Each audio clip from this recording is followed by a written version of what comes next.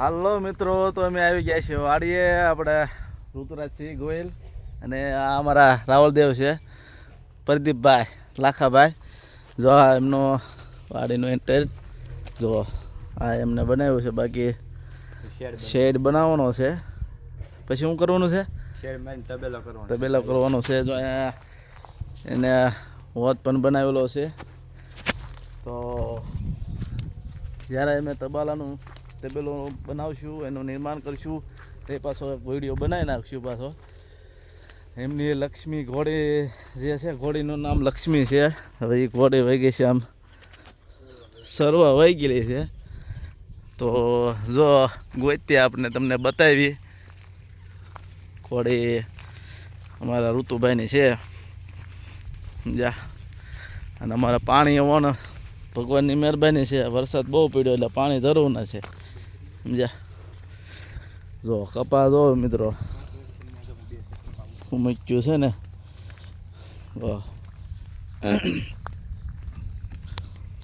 હા કપાસ છે. હા મારા પ્રદીપભાઈ, તમે કાંઈ બે શબ્દ બોલશો?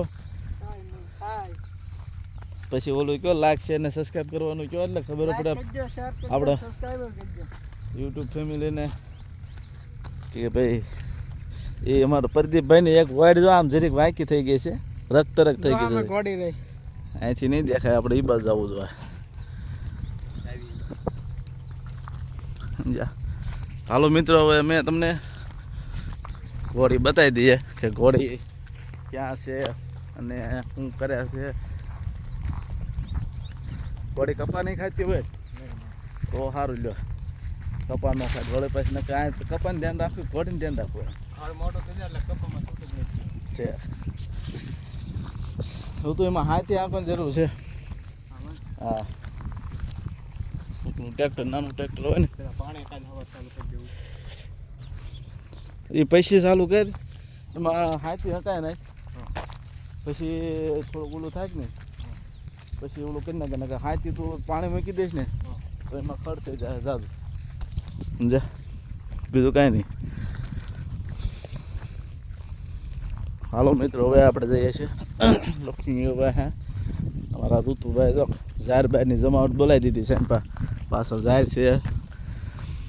નામ તો જો દરિયાનો કાંઠો કરી દીધો, નદી અમારી તળાવ.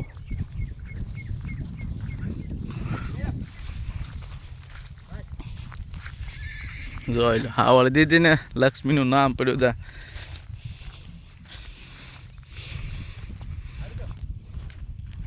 હા પ્રદીપભાઈ, કેમ છો? વાત રહી ગઈ છે પણ તમારી.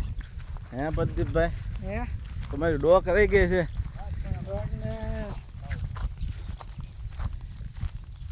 કામ કરો, તમારે ડોકને છે ને કાઢીને સાઈડમાં મૂકી દો. બીજું હું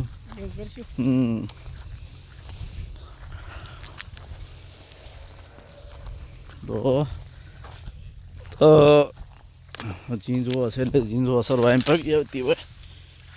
જો આવી પાણી ગઈ તે કઈ બાજુથી? લક્ષ્મી ઠીક, આમાં જ બધે ખાદડ વાળી નહીં થઈ જતી છે ગારા વાળા ને.